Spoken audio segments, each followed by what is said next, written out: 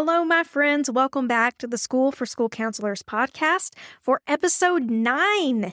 Hey, if you've been hoping for a longer podcast episode, today is your day.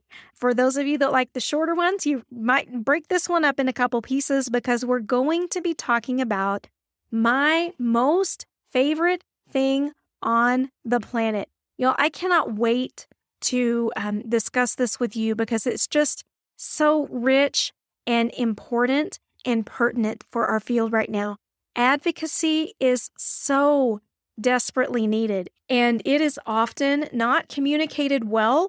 The ideas that you are given to advocate for your program are often, in my opinion, not the best idea. So I'm going to break it all down for you today. I'm going to give you my thoughts on school counselor advocacy and what we can be doing and perhaps what we should be doing. You guys know we need to be advocating not only for our individual campus programs, but for our field as a whole.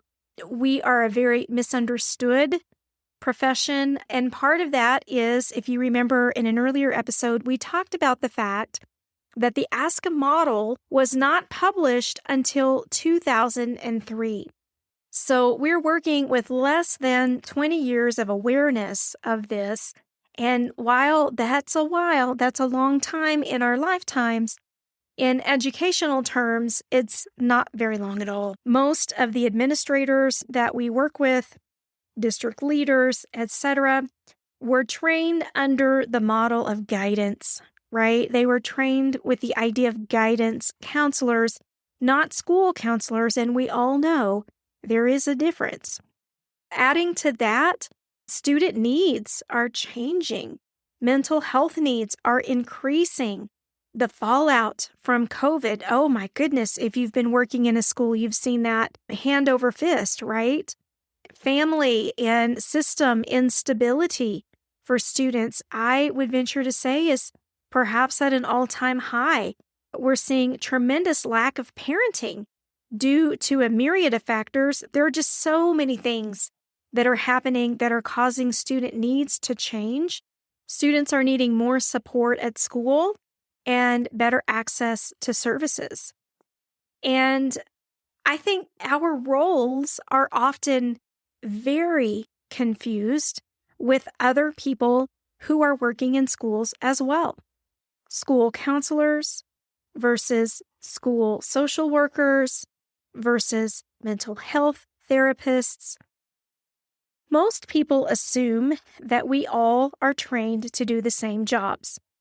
Now, you and I know all of those jobs and all the other mental health related jobs in schools are very different.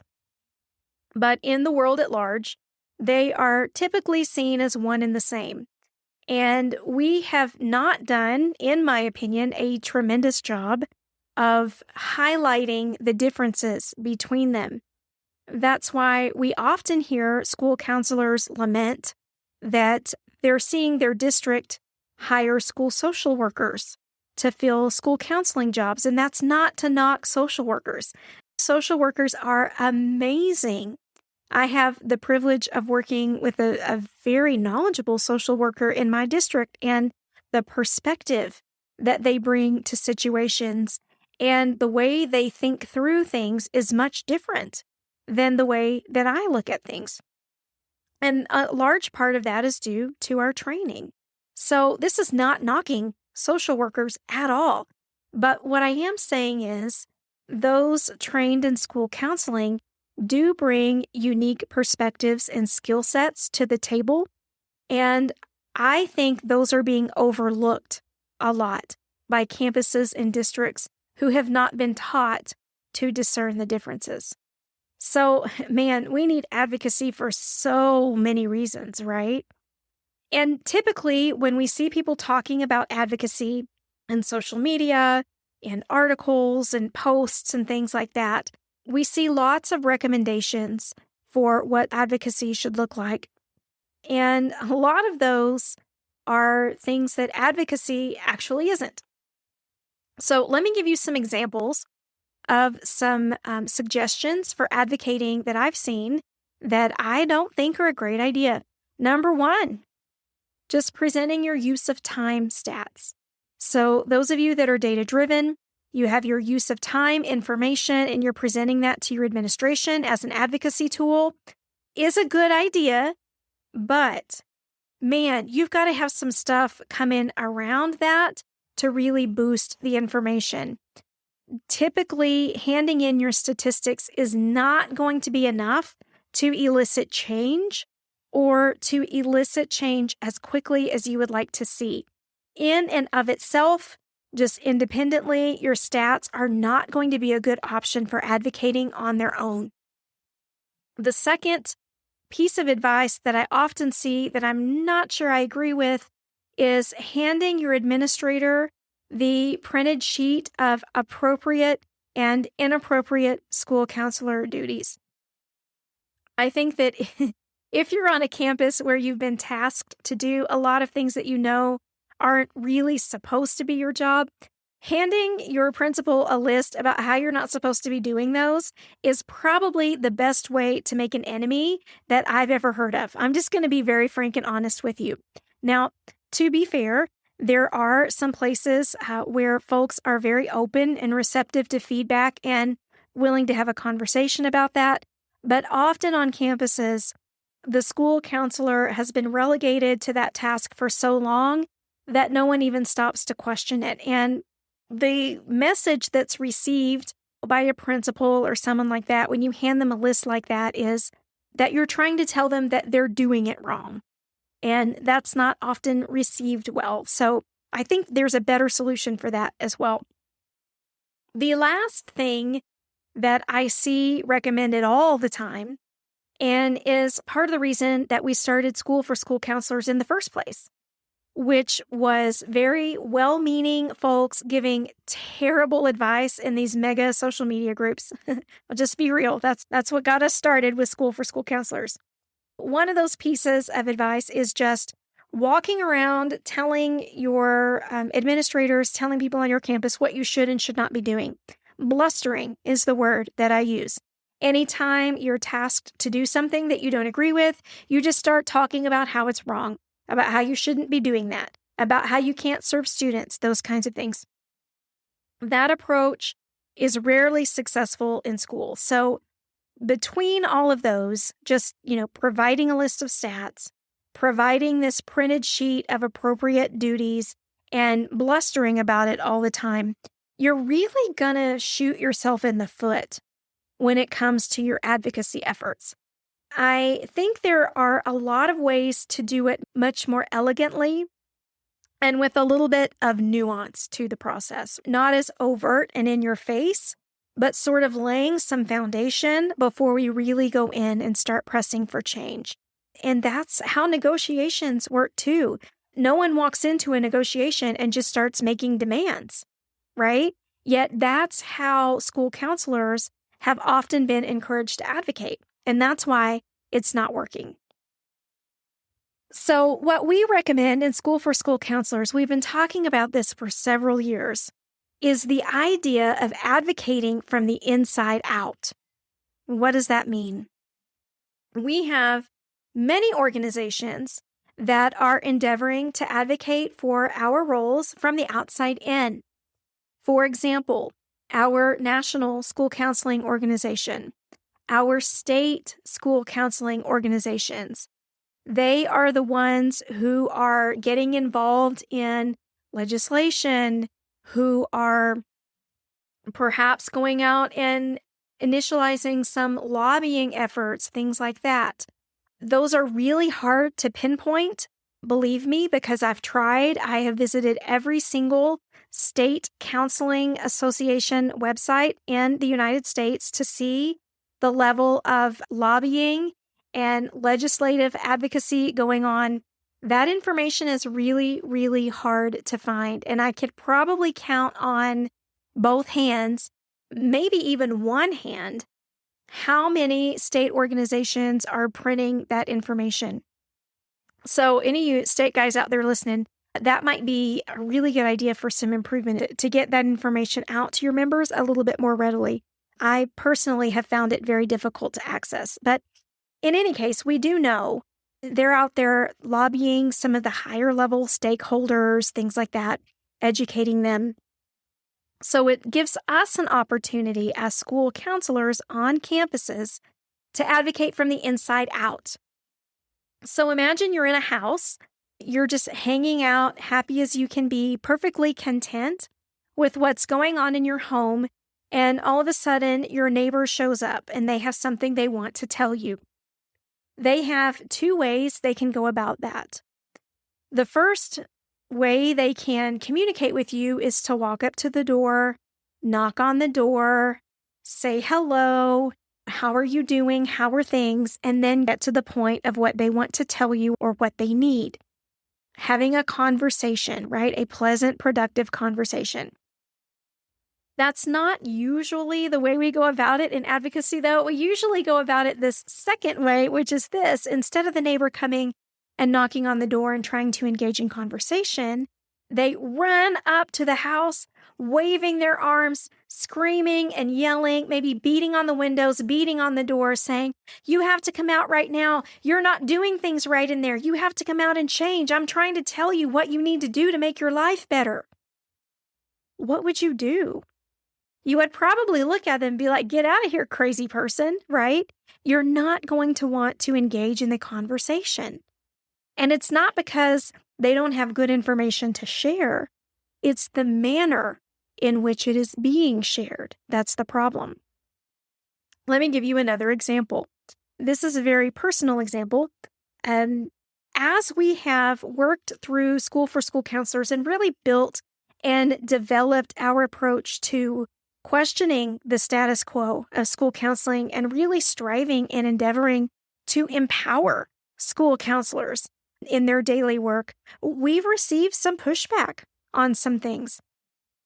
And I've received many emails and messages from a certain person in the school counseling world demanding that I make changes, demanding that I rewrite parts of my website to suit them, demanding that I use certain verbiage when talking about certain topics.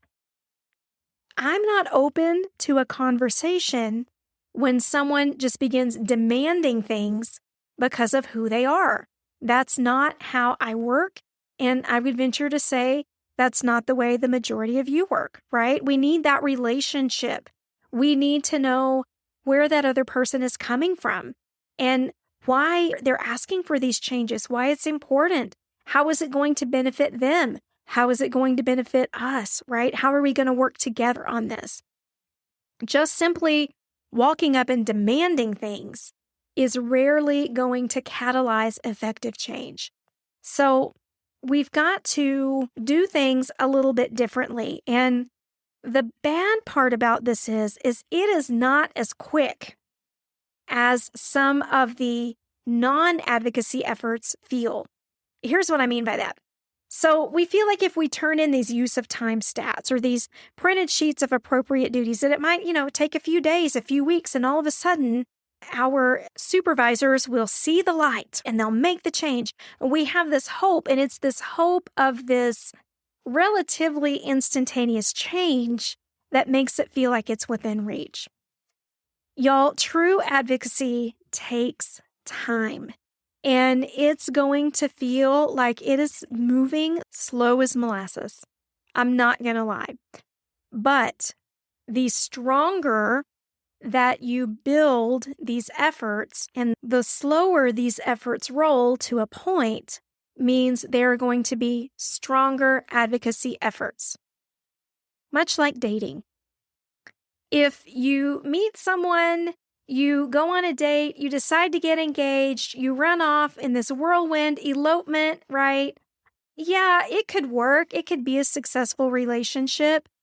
Odds are not in your favor. With something quick like that, the odds are not in your favor. You have to take time to get to know one another.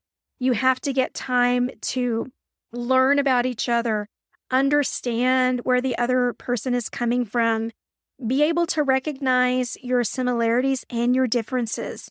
Learn how to work together and trust together, right? Those are the fundamentals of a healthy relationship. taking time to develop those is typically a better case scenario. Same with advocacy. This is not speed dating. This is not the love connection. Any of you guys old enough to remember that show, The Love Connection? Oh my gosh. This is not one of those quick and dirty experiences. This is something that's going to take time. This is the crock pot approach to advocacy versus blowing it up with the blowtorch. All right. So one of the pieces of this advocacy from the inside out is very basic, and it's something we're pretty good at. It's building amazing relationships. Y'all, just like our neighbor coming and banging on, our doors and windows of our house, or just like the person that keeps making demands for me to make changes for them. We're not going to do those things. We don't even want to hear them if we don't have a relationship. Relationship is so important to us just as human beings. And we all know that. We all remember our Carl Rogers from grad school. We know how important the relationship is. Gary Landreth is another one that reminds us that that art of the relationship is so important for all people. And we cannot just gloss over that in our advocacy efforts. We need to build amazing relationships with our administrators, with our upper tier management, with our stakeholders, parents, community members. We need to be building amazing relationships to help drive our advocacy efforts. That's the base of the pyramid. That's fundamental. That's why so many school counselors show up and after a week or two on the job, they're blustering about changing their role on campus and they're being ignored because they haven't laid that foundation of amazing relationship. So that's number one. And it takes time. Y'all, we're talking a year, 2, maybe 3 to build these relationships. At the same time, you're building clout through expertise. You want to be the go-to person. You want to be the person that knows their craft so well that when something unexpected comes up in conversation and someone turns to you and says, "What do you think we should do?" you have an idea about what you need to do.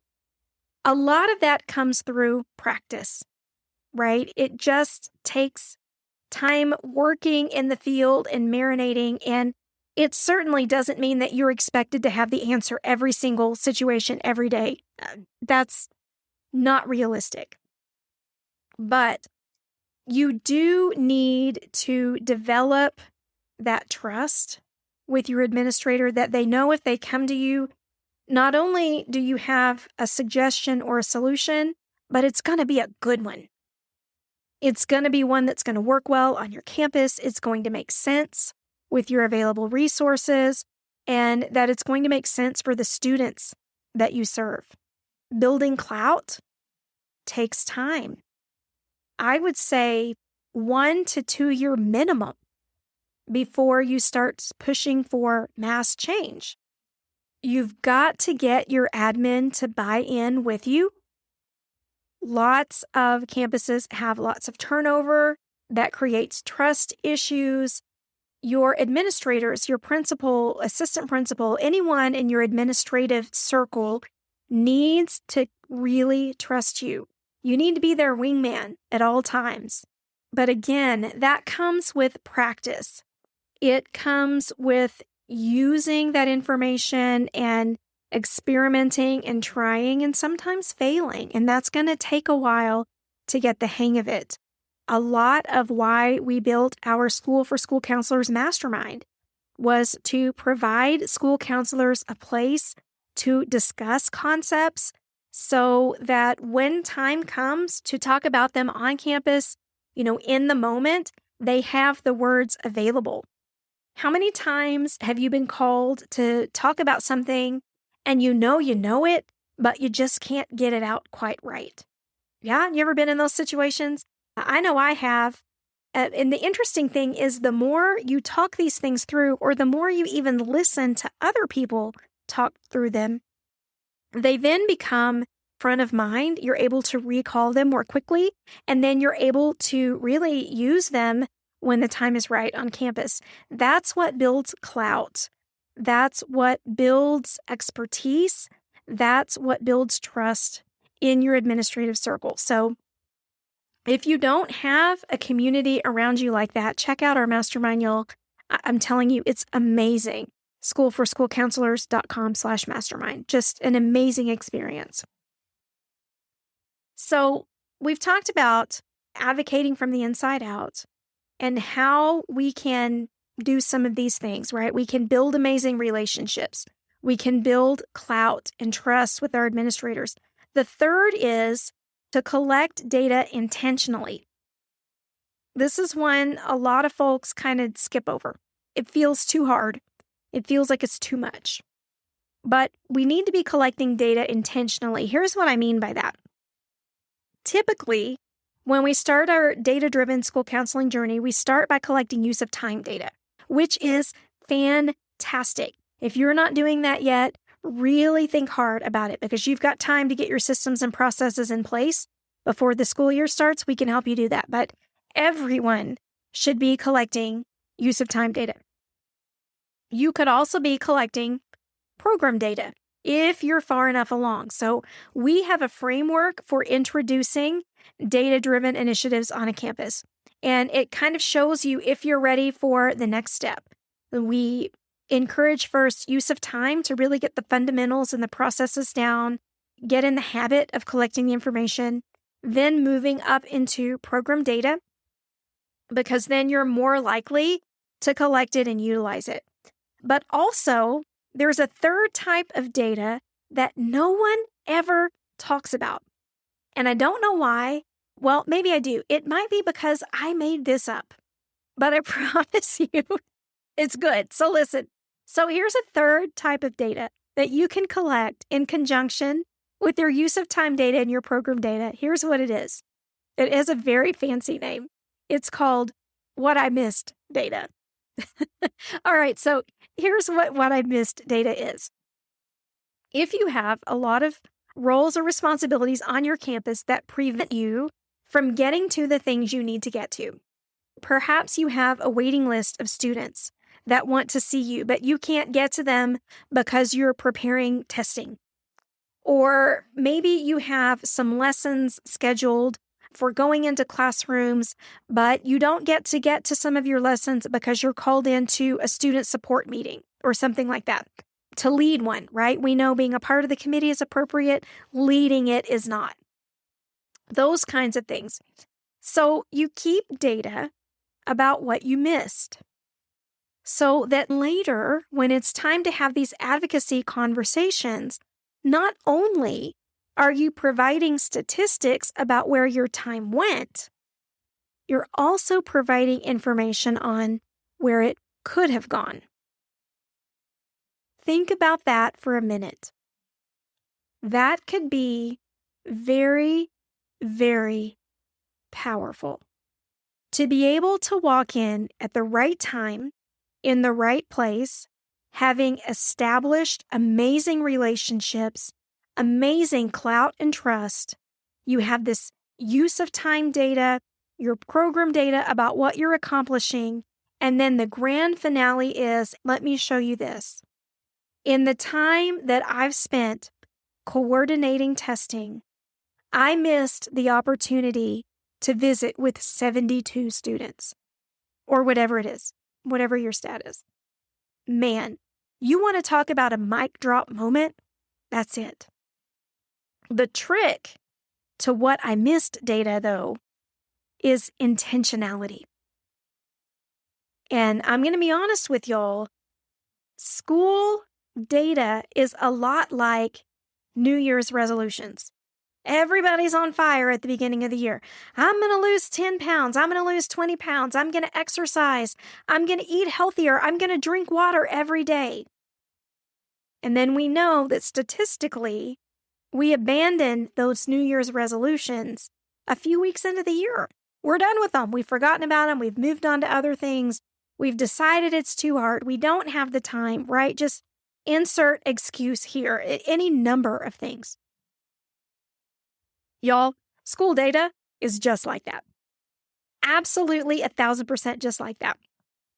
Time and time again in School for School Counselors, we've seen school counselors start on fire to collect this data, to work the frameworks. We even run a data cohort inside of our mastermind to keep our folks accountable, to help them utilize their systems well, to stay in the habit and to be able to talk through what they're collecting. And even with that support, many people just give up because it's not easy. I get that. But if we can do it, if we can work with intentionality, if we can really keep our eyes on the prize and why we're collecting all this information, y'all, it is going to pay off in spades. It's going to be so good. And if we can get enough school counselors doing this, where in a few years, we start to hear principals say, well, my counselor came up and they were showing me their stats and I was really surprised. And so I went and told my supervisor, man, we need to really look at this. Oh, really? Well, because same thing happened at our campus. You don't say. Oh, we're at a principal convention now. Guess what? Everybody's talking about their school counselor data. And, I realize that's a dream. But you see where this could go, right? And it's like that quote about a small group of committed individuals making a huge change. We have that opportunity right now. We have the opportunity to set a foundation for advocacy, not only on our individual campuses, but throughout our field as a whole. And we're not doing it for ourselves. We're doing it for our students. What an amazing time to be looking at beginning your data-driven school counseling efforts. Oh my gosh, I get so excited when I think about it. So the last thing that we have to have in place for effective advocacy are good conversations. And that sounds really silly, but a lot of us aren't engaging in the right conversations. So throughout this podcast, I've been talking about collecting this data and presenting it to our principals. The reason I have chosen to use that example is because that is typically how things go down. They are our next line in our chain of command. They're the person we go to next. And that is perfectly appropriate and is the way it should be done. However, there are opportunities beyond your campus for conversations in advocacy. Campus committees, district-level committees, school board members. Now, don't go stalking these folks, right, or emailing them out of the blue, but work to develop some relationships with them. Attend some school board meetings. Let them see your face and know you're invested. Advisory level positions within your district. Opportunities to serve. Y'all, the more you serve, the more you get listened to. That is a straight up fact. So seek those opportunities, not only to serve, but to create those connections, because those are going to pay off 1,000-fold in one way or another in your future. But the core of all of this is that if you seek to advocate for your program or for school counseling as a whole, you have to be dedicated, you have to be patient, and you have to be persistent. Y'all, this is a long game. This is not a semester. This is not 1 or 2 school years. This is a long game. You have to be invested in this. But oh my gosh, the change that we can elicit, the support that we will be able to provide our students and our families is unfathomable. We just got to get there. And change catalyzes change. It's like that hockey stick curve. It's slow going and it's an uphill battle every step. But then you hit a point where all of a sudden, whoosh, you're headed toward the stratosphere. Y'all, I honestly believe we can do that. I truly do, working together. If that gets you as excited as it gets me, because I'm telling you, I'm bouncing up and down in my chair right now talking about it. You need to make sure that you are part of a group that is endeavoring to do the same thing. And y'all, I've mentioned it a few times. I don't want it to sound like a sales pitch because it's not. School for School Counselors was never devised as a side hustle, and it will never, ever be a side hustle. It is created to empower and advocate for school counselors across the country. Hands down, that was the original objective, and it will continue to be our objective. We want you in a community where we can collaborate with folks all across the nation. We have built a tremendous core of some of the smartest school counselors you have ever met in your life, and they all get in the same Zoom room weekly to, as I like to say, cuss and discuss school counseling issues. We're collaborating. We're providing constructive criticism. Sometimes we're providing support and ideas. It all depends on what our members need, but it is the most powerful hour of our week, hands down. And we want you to be a part of it because we talk about this advocacy all the time. We are planning and plotting and thinking about how to get this information out in a better way, in a more widespread way, and more effective way. And you can be part of those conversations. Go visit our website, schoolforschoolcounselors.com/mastermind. Look at this opportunity. I'm telling you, we do have a training library in there. We do have some printable resources and things like that. And nothing for nothing, y'all. We like to treat our masterminders quite a bit in there. We like to provide our paid initiatives at no cost. We like to give them some treats. They get sneak peeks of the first things that are happening. But beyond all of those things, truly the core and the beauty of the mastermind is the collaboration. And we need y'all in there so we can start collaborating to advocate because it is going to be a wonderful, powerful thing. All right, so let's just recap quickly. Let me give you an action plan for your advocacy thoughts, all right? So, number 1, plan to build good relationships. Think about how you are going to facilitate those great relationships with your administrators and perhaps with some of the folks beyond your campus. Be intentional about it. Schedule things on your calendar. Look at birthdays. Look at recognition days. Look at just because days. And I'm not talking about buying people gifts. I'm not talking about leaving a candy bar on their desk, although that never hurts. What I'm talking about is just being intentional about having time to have conversation. That's it. Just be intentional in developing those good relationships. Second, develop your expertise.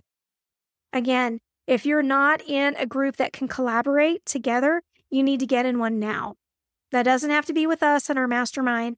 It could be with district level school counselors. It could be with your own personal circle of school counselors. As long as you're getting some quality consultation, we just provide ours because some people like to keep that a little further away from home, if you will. Sometimes there's some potential for blowback there. We don't want people that we work with closely to know about some of the questions that we have. And our mastermind is a much more controlled environment for that. But wherever you go, develop your expertise. And third, begin intentional data collection. You can go back and start with episode 3 in this podcast about why you shouldn't do a needs assessment.